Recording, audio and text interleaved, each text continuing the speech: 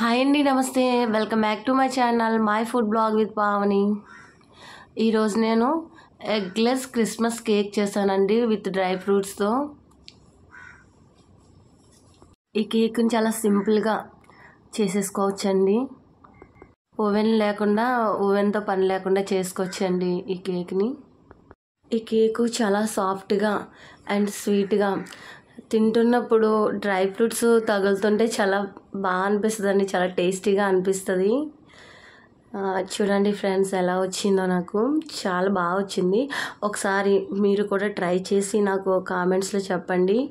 దీనికి కావాల్సిన ఇంగ్రీడియంట్స్: ఒక 5 ఆరెంజెస్ జ్యూస్గా తీసుకొని పక్కన పెట్టేసుకోవాలి. 6 స్పూన్లు pumpkin, water melon, sunflower seeds 2 స్పూన్లు తీసుకున్నానండి. అలాగే ద్రాక్ష, పిస్తా పప్పు, నల్ల ద్రాక్ష, జీడిపప్పు, బాదం, అలాగే ఖర్జూరం, 3 spoons milk powder, 3 spoons cherry, 2 కప్పులు మైదా, 2 కప్పులు బెల్లం, ఆరెంజ్ జ్యూసు.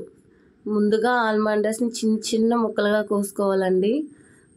అలాగే జీడిపప్పును కూడా, అలాగే పిస్తా పప్పు చిన్న ముక్కలుగా కోసుకోవాలండి. అలాగే ఖర్జూరం కూడా చిన్నగా కోసుకోండి. ముందుగా గ్లాసుడు ఆరెంజ్ జ్యూస్లో చెర్రీ, ఆల్ డ్రై ఫ్రూట్స్ అన్నీ కూడా వేసేసుకొని ఒక 10 మినిట్స్ నానబెట్టాలండి.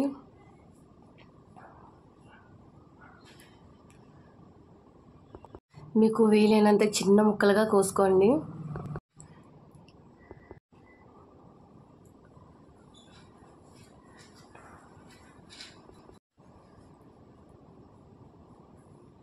టెన్ మినిట్స్ నానబెట్టిన తర్వాత ఇలాగా తీసుకొని కలుపుకోవాలండి.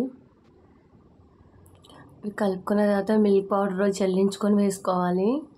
అలాగే మైదాను కూడా 2 కప్పులు తీసుకున్నాం కదండి, ఇది కూడా చల్లించుకోవాలండి. అంటే ఉండలు గట్రా ఏమీ లేకుండా బాగా వస్తుంది. అలాగే బెల్లంని మిక్సీ పట్టేసుకొని వేసుకోవాలి. ఇందాక ఆరెంజ్ జ్యూస్ కొంచెం మిగులుతుంది కదండి, అవి వేసుకొని బాగా కలిపేసుకోండి. అలాగే 1 spoon baking soda, 1 spoon baking powder, 1 spoon vanilla essence, చిన్ని బౌల్తో కర్డ్ వేసుకోవాలండి. అదే బౌల్తో పాలు ఇవి వేసుకొని బాగా కలుపుకోవాలి. మీరు ఎంత బాగా కలిపితే అంత సాఫ్ట్గా వస్తుందండి కేకు. నేనైతే ఒక 20 మినిట్స్ వరకు అలా కలుపుతూనే ఉన్నాను.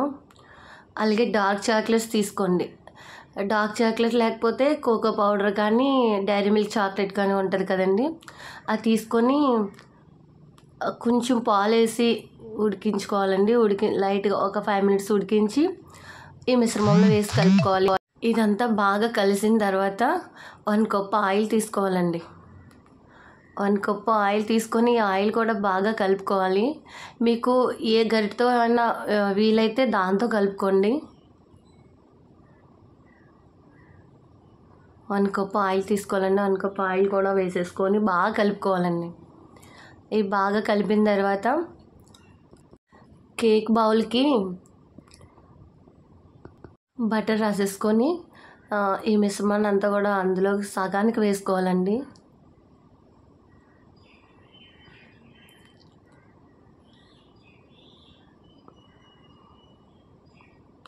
అలాగే బటర్ పేపర్ ఉంటే కూడా మీరు యూస్ చేసుకోవచ్చు.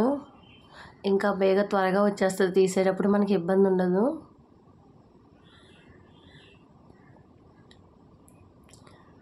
చూడండి నేను ఎలా వేసాను. ఈ పైన డెకరేట్ చేసుకోవచ్చండి జీడిపప్పు, అలాగే ఇంకా ఇతర డ్రై ఫ్రూట్స్తో బాగా డెకరేట్ చేసుకోవచ్చండి. మొత్తం సీడ్స్ అన్నీ కూడా వేసేసాను పైన. ఇప్పుడు అడుగు చాలా దలసరిగా ఉండే పెనం తీసుకోండి. అందులో స్టాండ్ పెట్టుకోవాలండి. స్టాండ్ పెట్టేసి ఈ కేక్ను అందులో పెట్టేసి పైన మూత పెట్టి స్టవ్ వెలిగించి సిమ్లో పెట్టుకోవాలండి. సిమ్లో పెట్టి ఒక 35 మినిట్స్ వరకు ఇందులో ఉడికించాలి. చూడండి, నేను చూపిస్తున్నాను. సిమ్లో 35 మినిట్స్.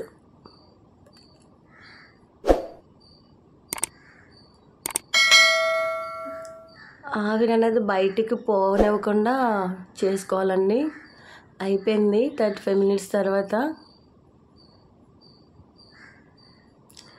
ఒకసారి మీరు చూసుకోండి. నేను చాక్తో చూసాను, పైన ఏం అంటుకోకూడదు. ఇలా పర్ఫెక్ట్గా ఉడికింది.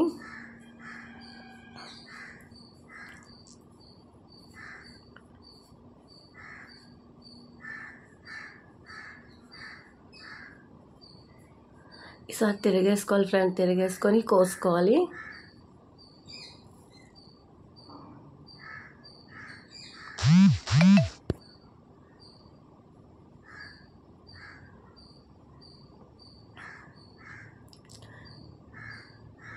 కోస్తున్నప్పుడు డ్రై ఫ్రూట్స్ ఉంటాయి కదండి, అడ్డుకుంటున్నాయి.